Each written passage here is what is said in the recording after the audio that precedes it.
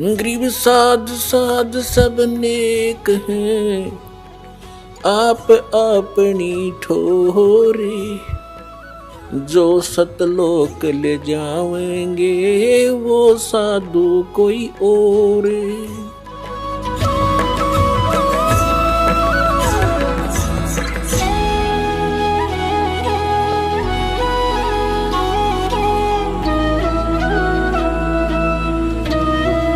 गीता ज्ञानदाता तो श्री कृष्ण नहीं है, श्री कृष्ण में बोल रहा ये सरपुरुष है, ये ब्रह्म है। ये कहता है कि मेरी भक्ति चार प्रकार के व्यक्ति करते हैं।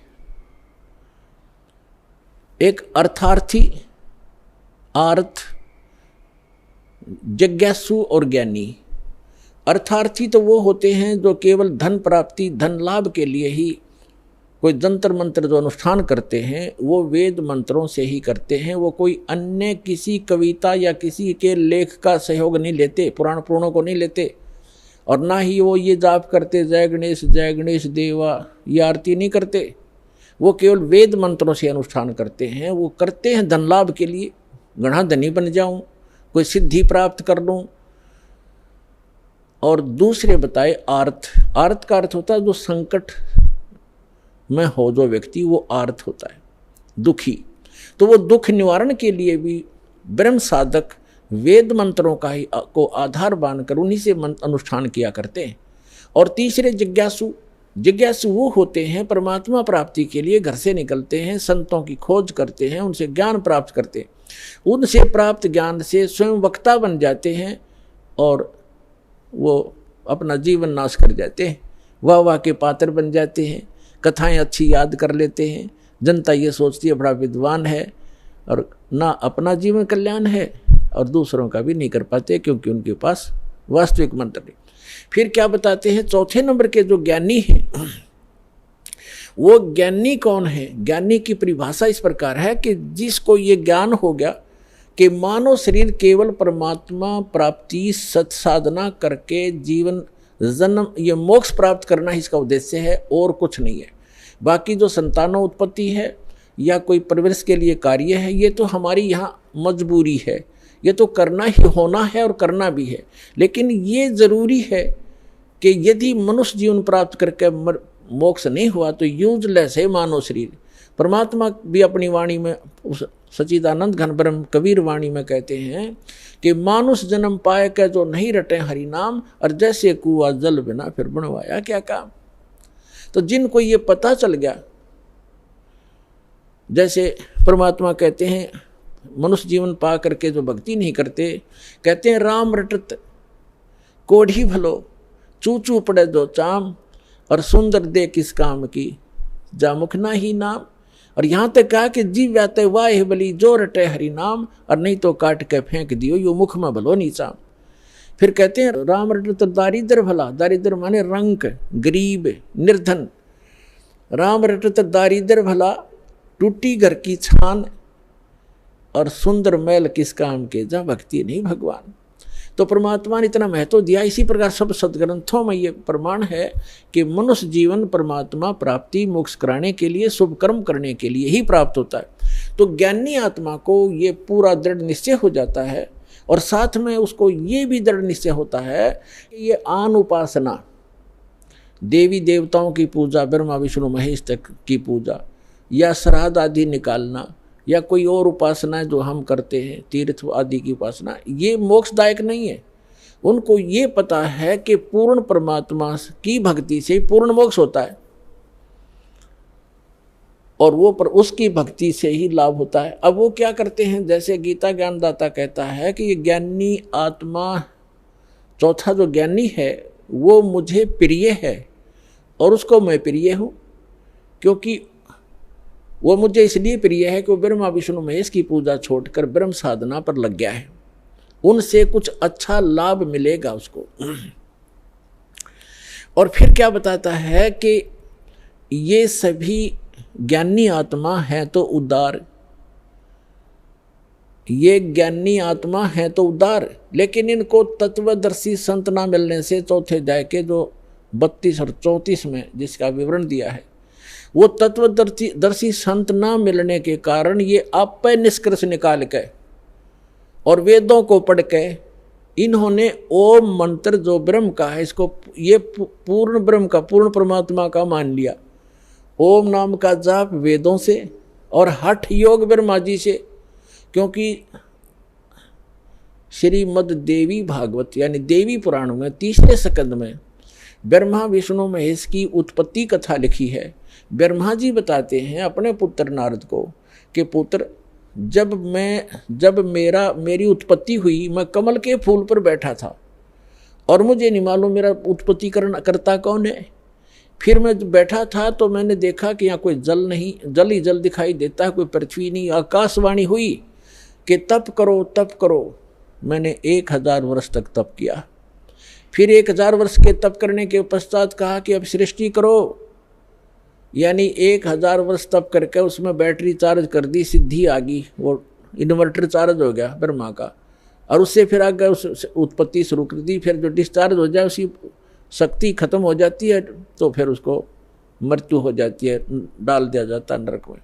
तो वो यहाँ जो ब्रह्मा जी ने, ये आकाशवाणी तो थी ब्रह्म की और इसने मान ली पूर्ण परमात्मा की, क्योंकि वो गुप्त रहता है, सामने आता नहीं। ये काल भगवान ब्रह्म, इसने आकाशवाणी कर दी तप करो तप करो। ये वेद में नहीं है, वेद तो ब्रह्मा जी को बाद में प्राप्त हुए हैं और ये पहले उसको आकाशवाणी कर दी।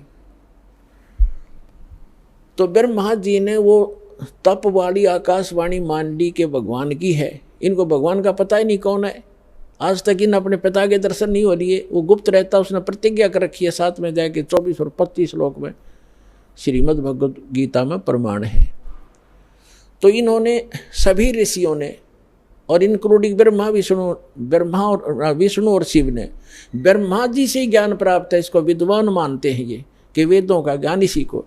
तो इसने ओम नाम तो वेदों से दे दिया और आकाशवाणी वो ले ली जो इसने सुनी थी। तो दोनों का मिश्रण करके ये साधना शुरू करते हैं जितने भी ऋषि में ऋषि हुए।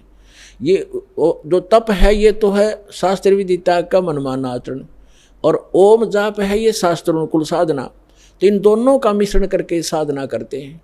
तो तप करने से तो इनको राज्य प्राप्त होता है, तप हठ योग करते हैं और उससे सिद्धियां भी आ जाती हैं, और ओम नाम के जाप से इनको ब्रह्मलोक प्राप्त होता है। लेकिन गीता अध्याय नंबर 8 के श्लोक नंबर 16 में कहा कि ब्रह्मलोक पर्यंत भी ये सभी साधक पुनरावृत्ति में जन्म मृत्यु होता है। जो गीता अध्याय नंबर 15 के श्लोक नंबर 4 में कहा है कि उस तत्वदर्शी संत की प्राप्ति के पश्चात परमेश्वर के उस परम पद की खोज करनी चाहिए, जहाँ जाने के बाद साधक लौटकर फिर कभी संसार में नहीं आते।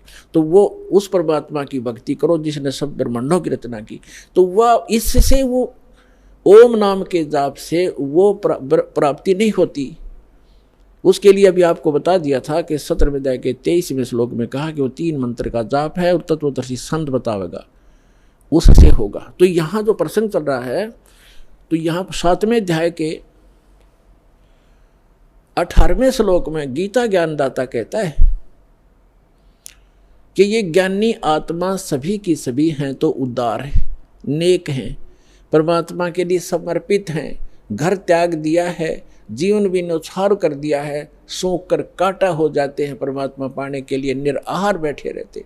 लेकिन ये उदार आत्मा मेरे वाली अनुत्तम गति में सरपुरुष, गीता ज्ञानदाता सरपुरुष ये कहता जन्म मृत्यु तो तेरी मेरी भी होगी अर्जुन, तेरी भी होगी मेरी भी होती रहेगी, और युद्ध भी करना पड़ेगा, शांति नहीं हो सकती, शाश्वत स्थान मेरी साधना से प्राप्त नहीं हो सकता। वो तो तत्वदर्शी संत बताते हैं, उनसे सुनो। तो तत्वदर्शी संत ना मिलने से कहते हैं कि ये ज्ञानी आत्मा है तो उदार, ये नेक आत्माएं हैं, परमात्मा के लिए समर्पित हैं। तत्वदर्शी संत के अभाव से ये मेरे वाली यानी ब्रह्म की साधना अनुतमाम अति अश्रेष्ठ घटिया साधना में घटिया गति में ही आश्रित रह गए। घटिया गति यानी जन्म मृत्यु जब तक नहीं मिटेगी, शाश्वत स्थान नहीं मिलेगा, तो वो साधना वो गति उससे प्राप्त सचीची गति माने वो स्थान भी यूजलेस है, वो गति भी अनुत्तम है। और इन्होंने यहाँ बुद्धि स्लिप कर गया। यहाँ से स्टार्ट हुआ था सत्संग कि जितने भी ये परमात्मा ने अनुवाद ही नहीं से करवा दिया, और जहाँ इनकी बुद्धि ने काम नहीं किया वहाँ इनकी बुद्धि स्लिप कर गई, इन्होंने अर्थों के अनरस कर डाले।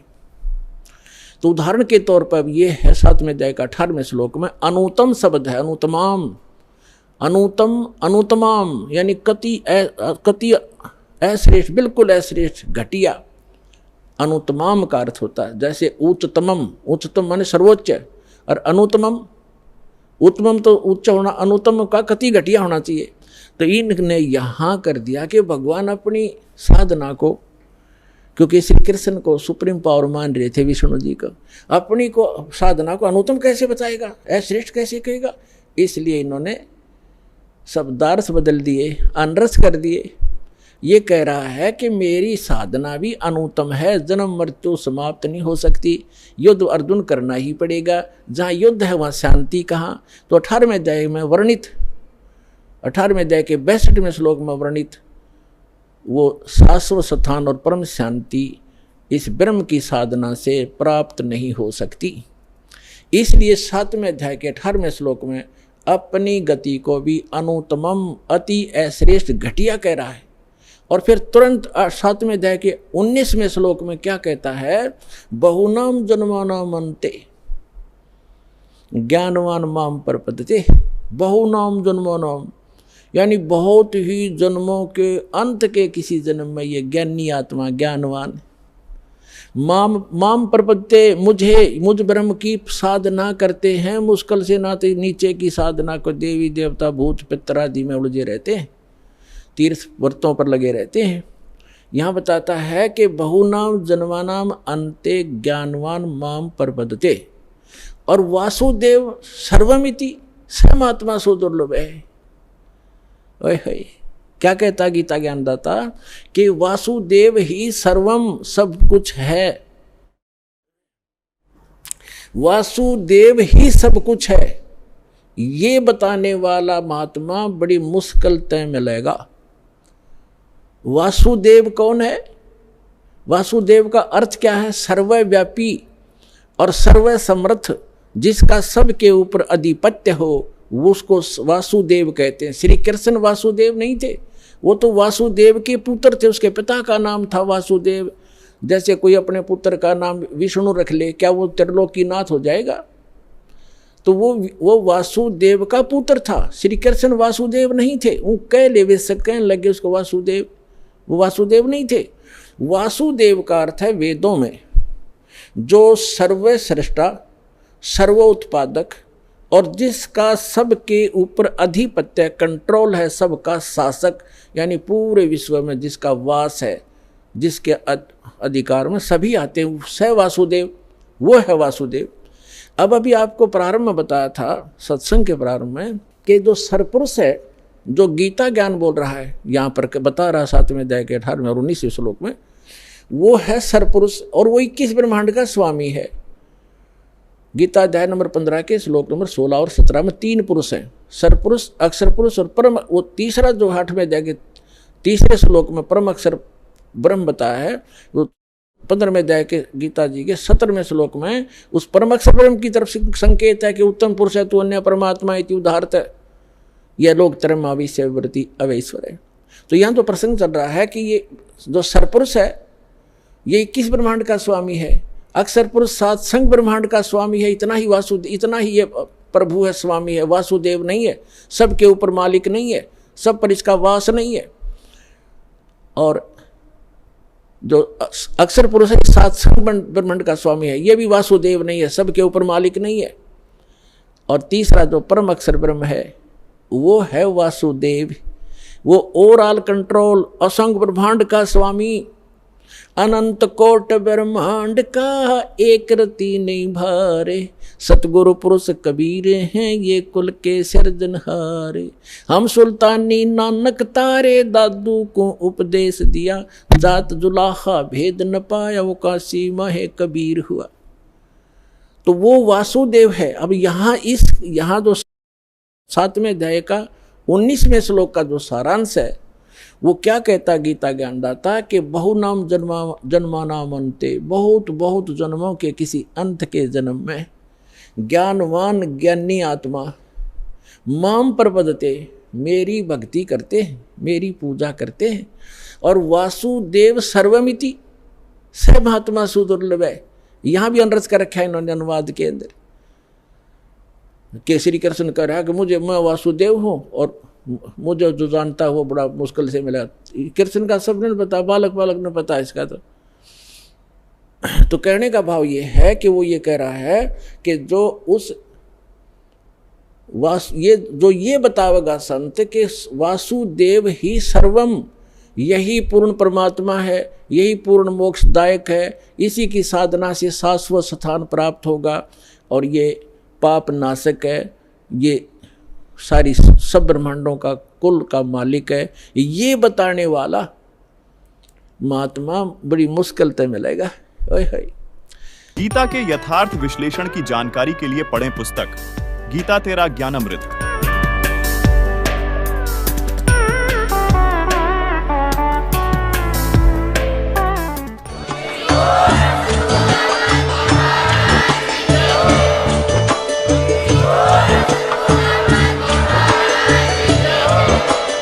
आप सुन रहे थे जगत गुरु तत्वदर्शी संत रामपाल जी महाराज जी के मंगल प्रवचन। अधिक जानकारी के लिए विजिट कीजिए हमारी वेबसाइट www.jagatgururampalji.org। संत रामपाल जी महाराज जी के शुभ आशीर्वाद से पूरे विश्व भर में 500 से भी ज्यादा नाम दीक्षा केंद्र हैं, जिन पर संत रामपाल जी महाराज जी द्वारा ऑनलाइन निशुल्क नाम दीक्षा दी जा रही है। अपने नजदीकी नाम दीक्षा केंद्र का पता करने के लिए संपर्क करें 8222880541।